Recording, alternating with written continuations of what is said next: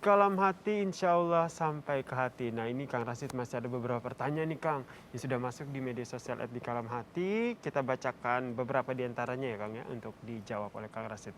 Assalamualaikum warahmatullahi wabarakatuh. Kang Rashid, adakah orang yang benar diberikan kelebihan oleh Allah Subhanahu wa Ta'ala untuk menyembuhkan penyakit? Saya pernah mendengar di sebuah kajian bahwa hal tersebut tidak ada dan itu adalah sebuah penyimpangan. Silakan Kang. Ya, terima kasih teman hati rahmati Allah Subhanahu wa Ta'ala, bahwa penyakit yang menimbulkan sakit itu episode. Sehat episode hidup, sakit episode hidup. Bagi orang yang beriman, jangan gagap di setiap episodenya. Harus jadi bintang utama. Ketika engkau sehat, bersyukur atas sehatmu. Ketika engkau sakit, sabar atas sakitmu.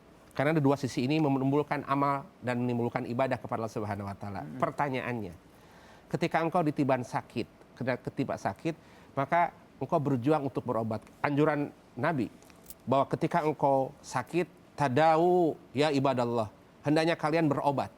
Berobat untuk menyembuhkan sakit itu ibadah. Pergi ke dokter jadi ibadah.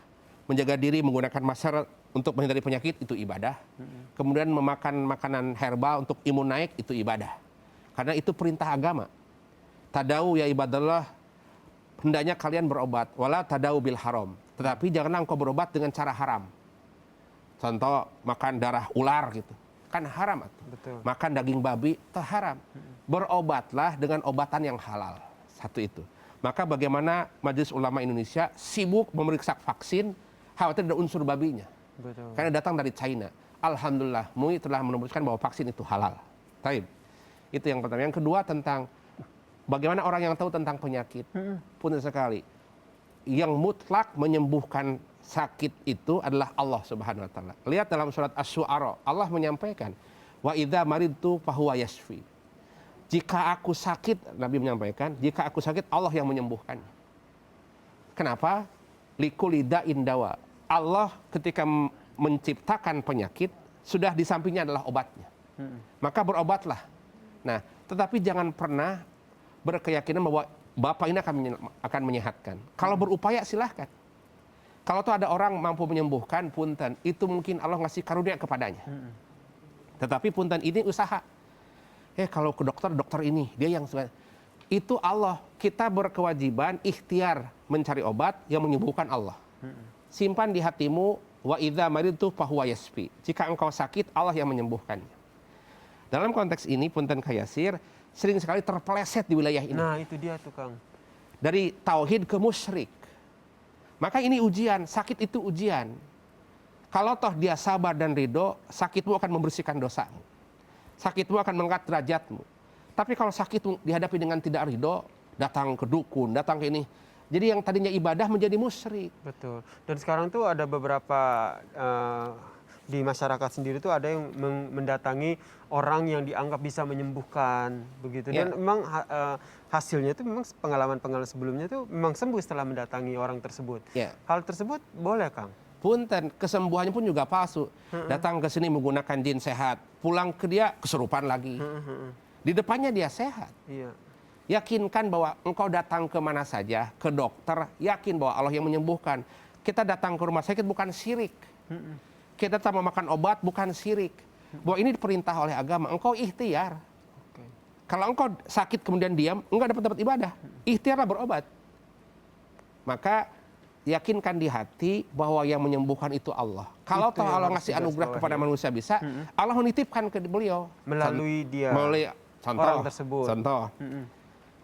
Karena kesalehan dalam beribadah, maka Allah kasih gift kepada para nabi mukjizat. Bayangkan Nabi Musa nyimpen tongkat, memukul ke Laut Merah, membelah. Bukan kekuatan tongkat. Tapi Allah ngasih izin kepada tongkat yang dipegang oleh Nabi Musa mampu membelah lautan. Atas izin Allah. Atas izin Allah semua. Satu. Yang kedua, maka gift yang datang kepada para nabi karena kesalehannya namanya mukjizat.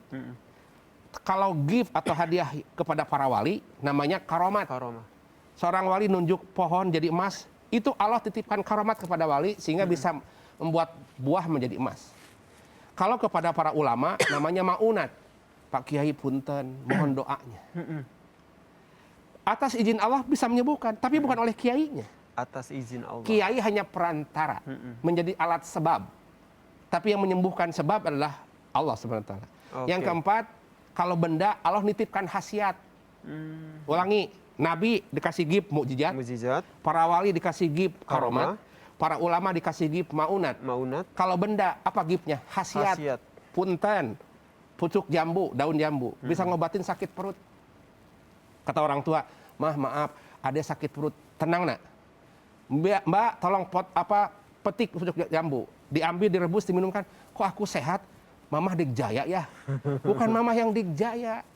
Allah nitipkan khasiat ke pohon jambu. Kalau toh Allah cabut khasiatnya, bisa tidak berefek. Ya, Maka berkembanglah herbal di Indonesia, jamu-jamuan. Maka negeri ini gak usah cari vaksin, ada obat di hutan oke. dengan vaksin itu. Berarti yang perlu digarisbawahi adalah apapun ikhtiar kita dalam mencari kesembuhan, yakinlah itu datang dari Allah Subhanahu wa taala.